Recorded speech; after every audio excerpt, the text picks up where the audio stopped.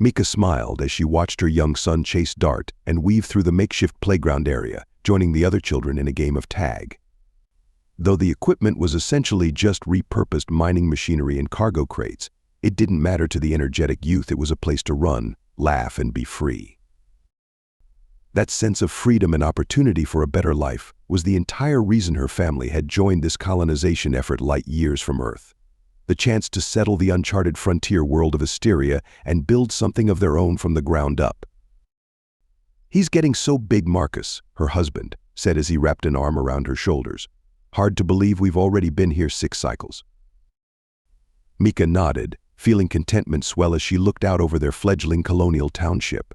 Though it was little more than a cluster of prefab habs and raw industrial structures, the foundations of something grander were being laid. The humans of Asteria were a tenacious, hard-working people carving out an existence on this unforgiving world through sheer strength of spirit. That was when the first thunderous booms reached them from the horizon. At first, Mika figured it was more atmospheric electromagnetic turbulence, violent electrical storms that would sometimes pummel the surface. But these deafening shockwaves kept coming in rapid succession, each one stronger than the last. Into the shelters, one of the militia guards shouted over the growing cacophony, "We're under attack." Klaxons began to howl as the colonists scrambled in a frenzy, scooping up children and herding through the network of underground shelter entrances. Marcus and Mika clutched chase between them, running as the panorama behind them erupted in fiery devastation. That was when she saw them streaking across the smog-choked sky. Hundreds, no thousands of sleek black shapes like metal scarabs descending in wave after wave. She felt her husband's hands spasming and turned just in time to see him flung backwards. A sizzling dark crater blasted into his chest. Beside him, colonists were being cut down mercilessly by the drone swarms, bodies exploding into shredded viscera. Howling in anguished denial, Mika grabbed Chase and hurled them both down into the nearest open shelter hatch. Behind them, the colony was being utterly atomized by whatever kind of hellish machines these were. In the suffocating darkness of the shelter's underground entrance, Mika clutched her screaming child and prayed for salvation. But the bone-rattling impacts and screeching metal mauling sounds grew nearer. They were coming straight for them, boring into the shelters. Squeezing her eyes shut, Mika told herself this couldn't be the end. Not like this. Not for the last human soul still standing. The smoke-choked air burned Mika's lungs as she hauled herself up over the shattered lip of the emergency shelter exit. Her fatigued muscles screamed from the effort of prying open the jammed hatch after hours of claustrophobic entombment. Stepping out into the apocalyptic landscape, she squinted through streams of acrid particulate, trying to regain her bearings. The once pristine valley, where the Asterian colony had blossomed, now more resembled the storm-ravaged surface of a barren moon. Only rubble, scorched wreckage, and brutalized human remains marked the massacre site. Everywhere Mika turned, the signs of total devastation mocked the proud vision this place had once represented. A new home, a new beginning for humanity's reach into the stars.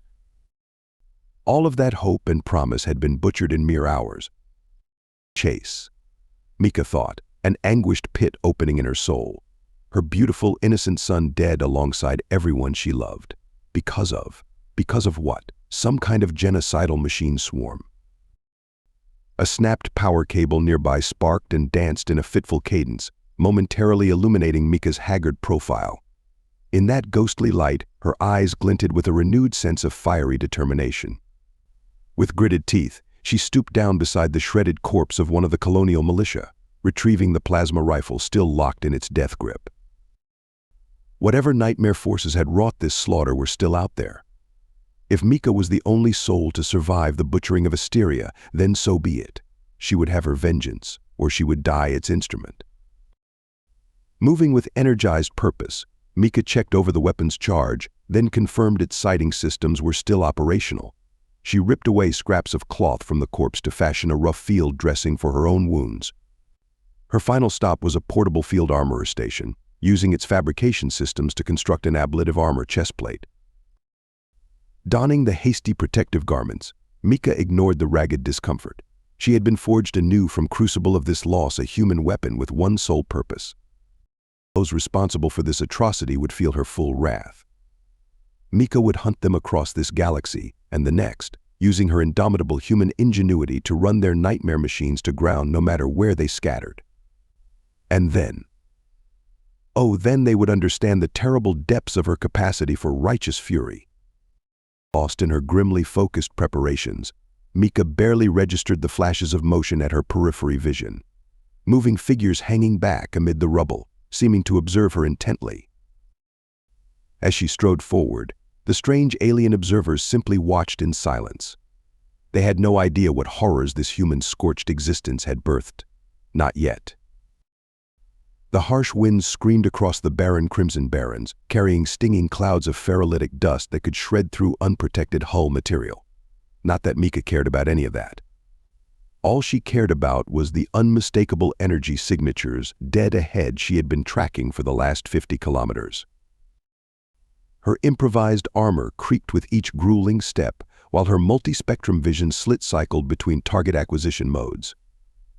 After over a year of pursuit across this nameless, blighted world, she had finally closed to weapons range on the source of the drone controls. The pursuit had been a years-long gauntlet of endurance, problem-solving and warfare in itself. But Mika's skill, determination and resourcefulness as a human had allowed her to match and overcome the drone forces at every grueling turn. Using her deep environmental suit training, she had survived sandstorms that could flay the uninured, figuring out ways to overload their tracking sensors and bypass seemingly impenetrable physical defenses, always staying one step ahead while chipping away at their hunter-killer patrols through ambush and attrition tactics. And she never, ever stopped. Not after the first month, nor the fifth. Not after recovering from wounds that should have been mortal. Not even when the trail went psychologically and physically cold.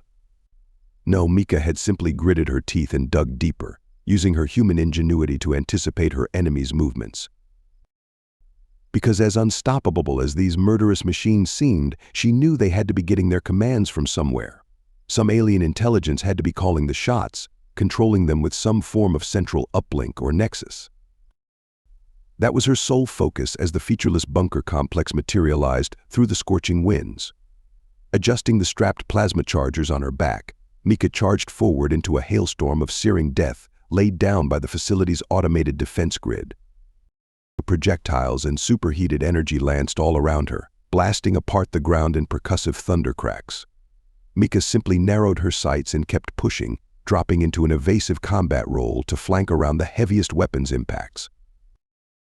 With a feral war cry, she unleashed her arsenal in return, blasting apart drone emplacements with surgical fire, while scoring direct hits on critical defensive nodes. Opening a pivotal breach point in the perimeter, Mika disengaged her weapons to hurl a pair of reconfigured breaching charges directly into the main entry apertures. The resulting thermobaric blasts shattered rockcrete and dug deep into the alien facility's internal honeycombs. Not wasting a second, the human sprinted through the smoldering debris cloud just as internal bulkhead defenses started ineffectually sealing shut. Her motion tracker was a blur of code as Mika slashed her way through interior counterattack units and secured an approach vector to what her strategic predictors assessed as the core control nexus. Pulse phasing through the last funnel checkpoint, she took a crouching position with all weapons hot and charged, waiting. When the last tumblers finally cycled open, Mika exploded into the chamber with a torrent of plasma fire and ballistic penetrators. In mere moments, the quantum data matrix had been shot to molten ruin, secondary reactors detonating in a series of chain reactions that would vaporize anything for 100 kilometers. The howling energy maelstrom quickly consumed the entire control nexus as its cataclysmic downfall reached a crescendo of shrieking metal and forced detonations. Mika didn't slow her pace, already analyzing her exit trajectory and marking nav points. Her work was done here now. She had executed her singular mission, the final, explosive legacy of the souls murdered on Asteria. It was only as she was leaving the facility's pyroclastic remains that the sensors in her oblique picked up the half-glimpsed motion of strange new shadows in the dust plumes. Strangers who had seemingly borne witness to her one-woman battle from the shadows of this dead world. Moving with a cold sense of readiness, Mika immediately acquired solid target locks, only to hesitate a fraction when her IF scanners advised they were not robotic drone contacts. Alien lifeforms then? She tensed, bracing for a fresh fight against new unknown adversaries. But something made the hardened soldier pause.